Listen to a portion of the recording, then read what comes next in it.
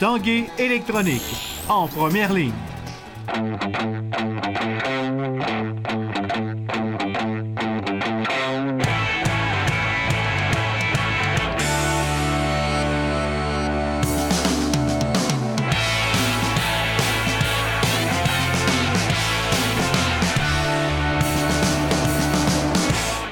Salut, ici Jonathan Fournier, bienvenue à l'Esprit sportif. Aujourd'hui à l'émission, on essaie la luge d'eau. Nous avons rencontré Marc-André Fleury. Mais tout d'abord, parlons des universiades. Les universiades sont de grands jeux multisports qui s'apparentent aux Jeux olympiques en termes de grandeur.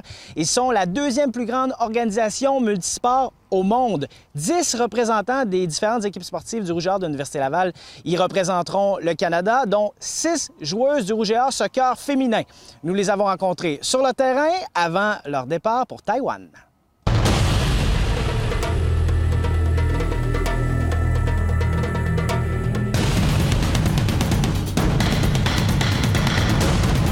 Les universiades, c'est la deuxième plus importante compétition multisport au monde après les Olympiques. Tu vois, les gens ne le savent pas parce qu'il n'y a pas une énorme couverture qui est faite de cet événement-là. Mais juste pour te mettre en perspective tout ça, aux universiades de Gwangju, en Corée, en 2015, il y avait 12 000 athlètes. À Rio, aux Olympiques, il y en avait 11 000. Alors tu vois, 140 pays représentés, c'est énorme.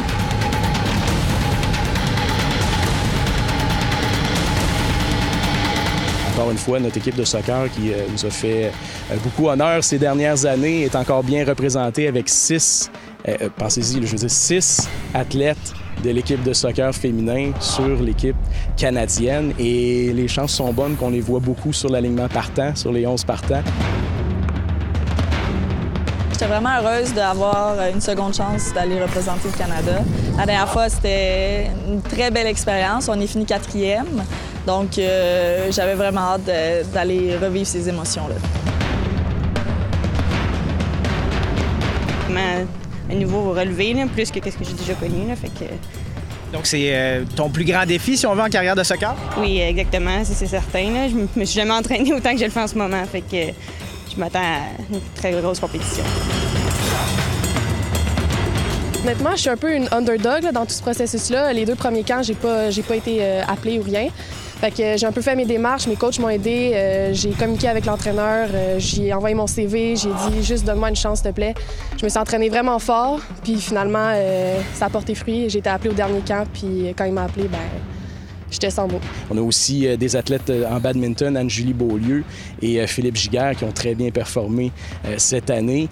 Et Marc-Olivier Kouodibong aussi, il ne faut pas que je l'oublie, en soccer masculin, lui a fait sa place avec l'équipe. C'est le meilleur buteur de l'histoire du Rouge et Or soccer masculin. Et Alexandre Leclerc aussi en basketball masculin, qui va être accompagné de son entraîneur-chef, évidemment, Jean Paiement Junior, qui lui va être adjoint sur l'équipe canadienne. Ayant vécu déjà une fois, probablement que les objectifs sont élevés? C'est sûr que cette année, on cherche à aller chercher la médaille. L'année passée, on est passé tout près. Et on était à un match, on a perdu dans la finale de bronze. Donc cette année, on s'est allé chercher au moins une médaille. On était 4e, on a presque touché à ce podium-là, donc on n'en veut pas moins. Là. C'est une médaille qu'on vise, rien de moins. Ils ont pu le constater à l'entraînement, ils ont probablement déjà une meilleure unité et partent confiantes là, en vue de cette autre conquête. Peut-être qui c'est d'un podium. On est passé proche en 2015, l'équipe canadienne qui avait obtenu son meilleur résultat en soccer féminin de son histoire avec une 4e place. Cette fois-ci, je pense que tout est permis. Marc-André Fleury, champion de la Coupe Stanley 2017, ancien gardien de but des Pingouins de Pittsburgh et maintenant gardien de but des Golden Knights de Las Vegas. C'était de passage à Québec hier pour participer à une activité avec de jeunes joueurs de hockey. Notre collègue José Lagarnière l'a rencontré. Les sourires étaient partout sur les visages de ces jeunes joueurs de hockey. Eux qui avaient la chance d'avoir nul autre que Marc-André Fleury comme coéquipier le temps d'un match de hockey-ball. Ouais, il est vraiment gentil puis c'est vraiment cool. Ça fait comme bizarre de voir quelqu'un genre en vrai à la place de le voir dans la télé. Là. Quand on faisait des chiffres, il disait bonne game, beau jeu. Et je pensais pas qu'il allait avoir des si bonnes mains vu que c'est un peu plus dur avec un bâton de gardien de but. L'activité se déroulait dans le cadre d'un programme parrainé par les restaurants McDonald's qui vise à promouvoir le hockey chez les jeunes. Le hockey, le sport, c'est une bonne discipline, une éthique de travail aussi. Tu apprends à travailler avec les gens, à côtoyer les gens chaque jour. Donc, je pense que pour moi, c'était une bonne école de la vie, je pense. Puis, c'est pour ça inciter les jeunes à continuer dans le sport, c'est une bonne chose. Encore sur le nuage des dernières séries, le nouveau joueur des Golden Knights de Las Vegas commence tranquillement à réaliser la fin de son association avec les Penguins de Pittsburgh. Le magasinage de maison, ça fait vraiment réaliser ce que j'en suis. Puis, en même temps, c'est bizarre. Je pense que je vais peut-être plus aussi réaliser, mais que je m'en ai aucun entraînement, que c'est pas à Pittsburgh. On dirait que c'est là vraiment que je pense que ça va faire le déclic. Un défi qu'il entrevoit malgré tout d'un bon œil. Lui qui croit que les Golden Knights pourraient en surprendre quelques-uns lors de la prochaine saison. Je pense que la progression qui va être importante durant la saison, c'est de rester de nouveaux joueurs d'un peu partout ensemble. Je pense que le début de saison va être important d'essayer de rester positif, de rester concentré sur l'objectif, de s'améliorer semaine après semaine. Puis, pouvoir avoir le dernier stretch pour les séries, d'être en bataille pour être là et avoir une place dans la série. Marc-André Fleury qui aura en sa possession la Coupe Stanley au cours des prochains jours. Il entend faire profiter sa famille, les citoyens de sa ville natale, Sorel, et un crochet est également prévu à Montréal pour visiter les enfants malades. José Lagagnère, TVA Sport, Québec. Après la pause à l'Esprit sportif, la luge d'eau.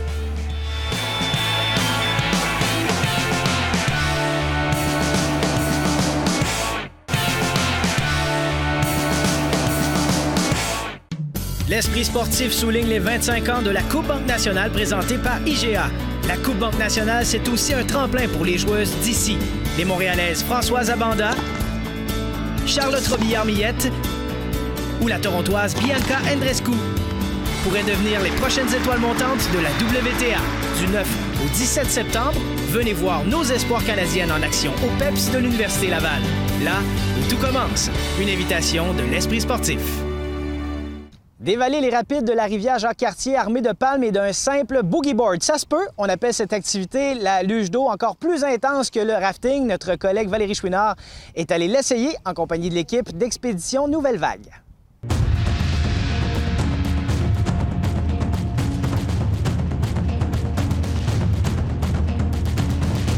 La luge, c'est le sport extrême vraiment à son maximum de la compagnie.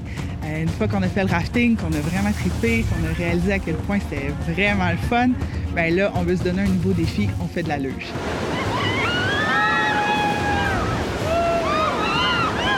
On vient affronter les mêmes rapides, mais avec un gros boogie board, des palmes, puis go, on se lance dans les rapides. Explique-moi un peu, c'est quoi l'équipement qu'on a besoin aujourd'hui? Alors pour la luge, on va avoir besoin, surtout à ce niveau-ci, comme ça s'en vient un peu bas, on va avoir besoin forcément des wetsuits, on va avoir besoin de palmes pour la propulsion. Et puis tu vas voir, on va prendre ces pads qui sont là-bas, ça te permettre de ne pas te cogner au niveau des tibias et des genoux, puis bien sûr la veste de flottaison et le casque. Là je vais crier corde. Si à un moment t'es coincé dans un rapide ou dans un rappel, moi je te jette ça. Je te jette le sac. Le gros défi par rapport à la luge, c'est d'être seul avec son board. Oui, il y a un guide, mais au final, c'est toi qui vas mener ton chemin. Donc, tu vas avoir toutes les meilleures instructions du monde, les guides vont t'encadrer, ils vont avoir un caquis de sécurité pour vraiment t'épauler, mais au final, tu es responsable de faire les belles lignes, contrairement au rafting, parce que c'est le guide qui a vraiment la pagaie pour guider le bateau à bon port.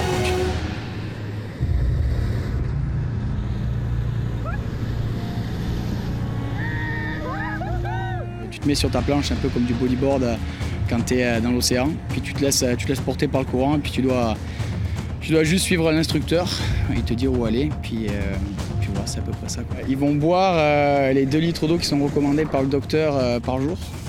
Ça c'est sûr, tu vas avoir de l'eau dans la face. Dans les prérequis pour faire de la luge, c'est d'avoir au minimum déjà fait du rafting pour savoir dans quoi on s'embarque. C'est super beau la luge, mais on va quand même descendre des rapides de classe 3-4. Donc, on veut déjà avoir fait du rafting. Et après ça, on demande aussi d'avoir une bonne expertise de natation. Quelqu'un qui n'est pas super à l'aise dans l'eau, c'est pas le sport pour lui. Mais quelqu'un qui est à l'aise dans l'eau, qui a déjà fait un peu de natation, c'est parfait. Tu as les prérequis pour faire le sport. C'est pas dangereux, il faut juste suivre les instructions du guide. C'est pour ça qu'on prend un bon 20 minutes à préparer les personnes sur comment se remettre sur sa luge, comment se sentir à l'aise dedans, voir s'ils arrivent à bien rester sur la luge en elle-même, comment ils utilisent leur corps.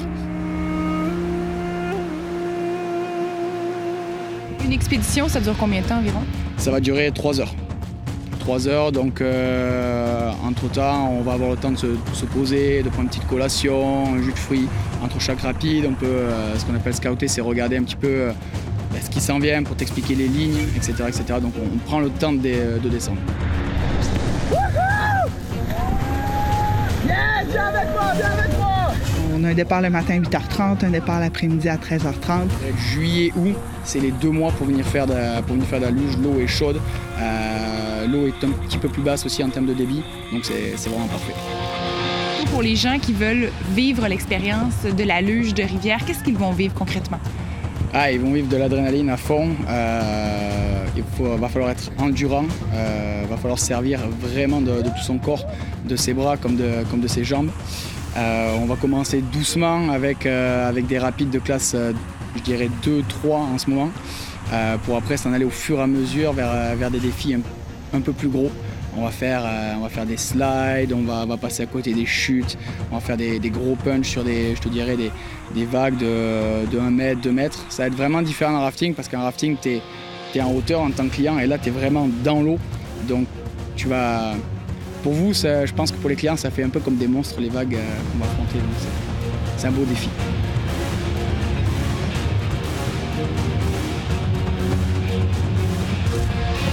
Première impression, c'est assez sportif. Ouais. Chaque rapide, là, on le prend assez rapidement, justement. C'est plus intense qu'en rafting ou en kayak, mais non, ça vaut la peine. Ouais, c'est ça. T'es dans l'eau direct, puis à tout prix, on a fait une super belle ligne, pleine face. Excellent. Merci, Paul. Allez, avec plaisir. Regarde un peu tout ce qu'il y a devant toi, c'est magnifique. Donc, prends ton courage à 2 mains. Si t'aimes l'eau, si t'aimes l'adrénaline, puis viens t'en jouer avec nous. Ici Jonathan Fournier, c'est tout pour l'Esprit sportif. On se dit à demain. Ciao!